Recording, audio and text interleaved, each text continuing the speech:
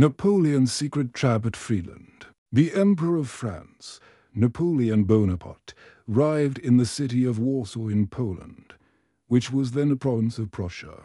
A year had passed since his great victory over Austria and Russia at Austerlitz, and 2 months since he crushed the Prussians at Jena, but Russia still maintained a strong force in the region, mainly the Russian First Army under General Bennigsen. Napoleon could not become the master of Europe until he defeated them and forced Russia and Prussia to sue for peace. But in that winter, Napoleon's first attempt to trap Bennigsen near Petosk became bogged down in the thick mud of Poland. The Russians retreated to Białystok. The French army, hungry and freezing, was ordered to go into winter quarters, while in Warsaw, Napoleon became famously involved in a romance with a young Polish noblewoman, Marie Walewska. At the end of the 18th century, the Polish-Lithuanian Commonwealth had been carved up by its neighbors Russia, Austria, and Prussia in a series of events known as the Partitions of Poland. By 1795, the third and final partition had erased Poland from the map. 208 now. Polish patriots looked to Napoleon as their savior, hoping his victories over their occupiers would lead to the rebirth of a Polish state. Marie Walewska became Napoleon's mistress to promote this idea. However, ordinary French soldiers had little affection for Poland. It was poor, cold, and they longed for home. Desertion rates soared. There were even hundreds of suicides. Marshal Ney, commanding the 6th Corps, sent scouts toward Heilsberg in search of a better position. What they found was Russian and Prussian troops on the move. They had stumbled into a surprise winter offensive by Bennigsen. Napoleon quickly laid a trap, ordering Ney and Bernadotte to retreat, luring Bennigsen westward while Napoleon led the rest of the army north to strike at Bennigsen's flank and rear. But the Russians captured a French courier carrying Napoleon's orders to Marshal Bernadotte. Bennigsen, now alerted to the trap, ordered a retreat, with his rearguard launching a series of skirmishes against the pursuing French. But he refused to abandon the city of Königsberg without a fight and turned to engage at Eylau. The Battle of Eylau, fought over 2 days, became one of the bloodiest battles of the Napoleonic Wars, fought in horrific cold, with neither side willing to back down. Marshal Aubrey's 7th Corps, marching straight into a blizzard, got lost and was torn apart by Russian artillery. 5 French Eagles were lost. Napoleon's army was only saved by a ferocious charge of 10,000 cavalry, led by Marshal Murat, remembered as one of the greatest cavalry attacks in history. At Eylau, for the first time as emperor, Napoleon failed to secure a clear battlefield victory. Both sides concealed the true extent of their losses, but both were believed to have lost about 1/3 of their forces in the slaughter. After the horrors of Eylau, both armies paused to rest and recovered. Meanwhile, France's newly formed 10th Corps under Marshal Lefebvre laid siege to Danzig. Defended by 13,000 Prussians under General Kaukreuth, the city came under heavy French bombardment and infantry assault. After 8 weeks, with no hope of reinforcement, the Prussian garrison surrendered on May 27th. Napoleon's northern flank was now secure from any Russian landings. The French emperor now commanded a force of 190,000 against only 115,000 Russians and Prussians. But Bennigsen made the first move, launching a surprise attack on Marshal Ney's 6th Corps on June 5th. Ney executed a skillful fighting withdrawal and escaped. With the element of surprise gone, and Napoleon advancing, Bennigsen was forced to retreat again. For days later at Heilsberg, the French lost 10,000 men in a failed assault on the Russians. But the Russians still withdrew the next day. Napoleon believed Bennigsen would move north to Königsberg, but instead, he retreated northeast, holding the eastern bank of the Eylau River. So as Napoleon's army moved north, his reserve corps under Lens. On the right flank encountered the Russians, near the small town of Friedland. Late on June 13th, Russian cavalry scouts reported to General Bennigsen that they had found a single French corps at Friedland. Bennigsen decided he had time to cross the Eylau River and crush the isolated French corps before the rest of Napoleon's army could arrive, and he ordered his troops to begin crossing the river. Marshal Lannes, commanding 16,000 men and facing 46,000 Russians, sent an urgent message to Napoleon that he was under attack by the main Russian army. Then he conducted a masterful delaying action, hiding the weakness of his forces behind a screen of skirmishers, slowly yielding ground. That night, Russian engineers built 3 pontoon bridges at Friedland to speed up the river crossing. But Bennigsen was taking a huge risk. If this became a full-scale battle, his army would be fighting with their backs to the river, and the Mill stream divided his left and right flanks. Bennigsen also underestimated the speed of Napoleon's Grande Armée. The first French reinforcements arrived that evening. The Emperor himself was not far behind.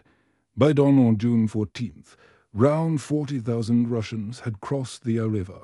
Bennigsen ordered an attack on the village of Heinrichsdorf, hoping to turn the French left, but French cavalry reinforcements under General Grouchy held them back.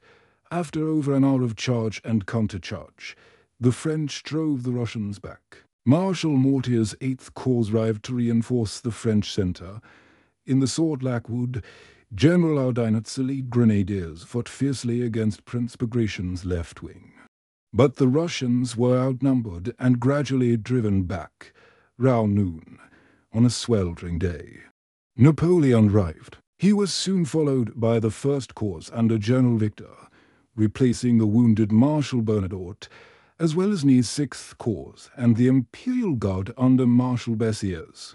June 14th held special meaning for Napoleon. It was the 7th anniversary of his great victory at Marengo against the Austrians, a good omen, he declared.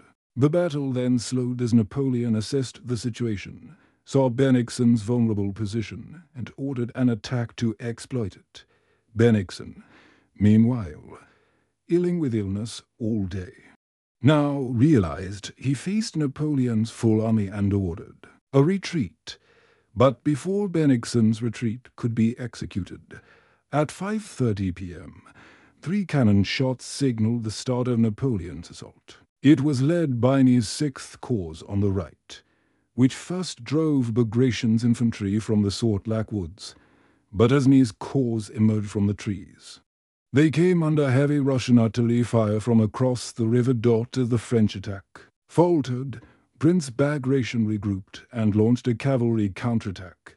Ney's corps fell back, but now Victor's 1st Corps appeared on the left. His artillery commander, General Saint-Amand, advanced with 30 cannons and unleashed devastating case-shot barrages on the Russians at point-blank range.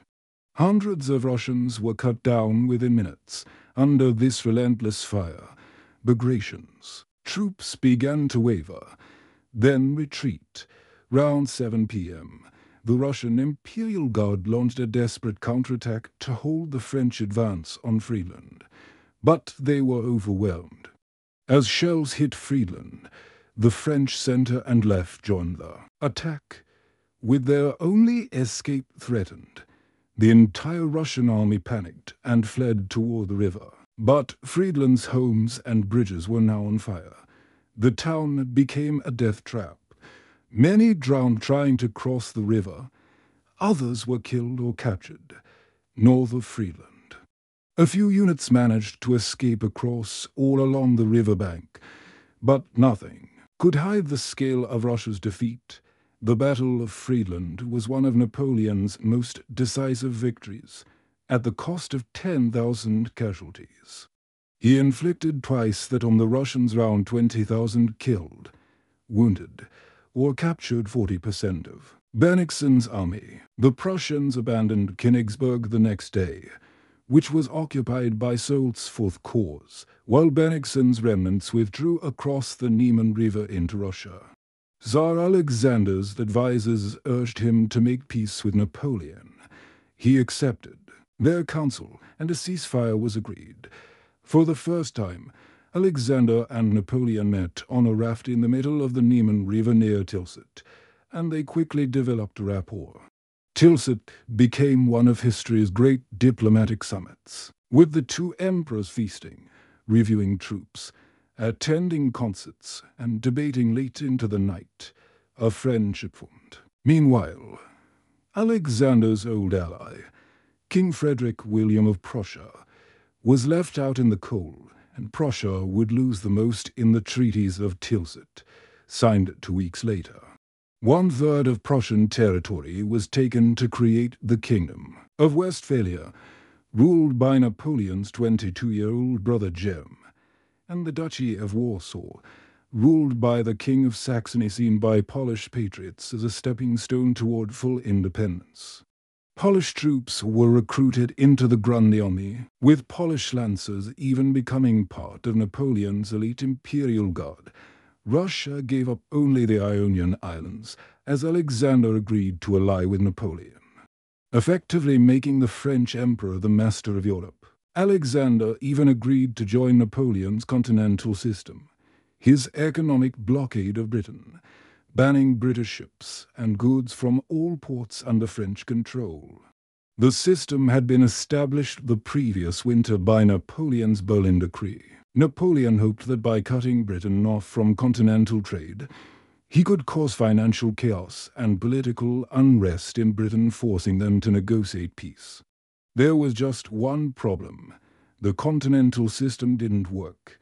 Not only was it unenforceable and riddled with smuggling, it hurt French trade as much as Britain's. The decisive weapon in this economic war proved to be the Royal Navy.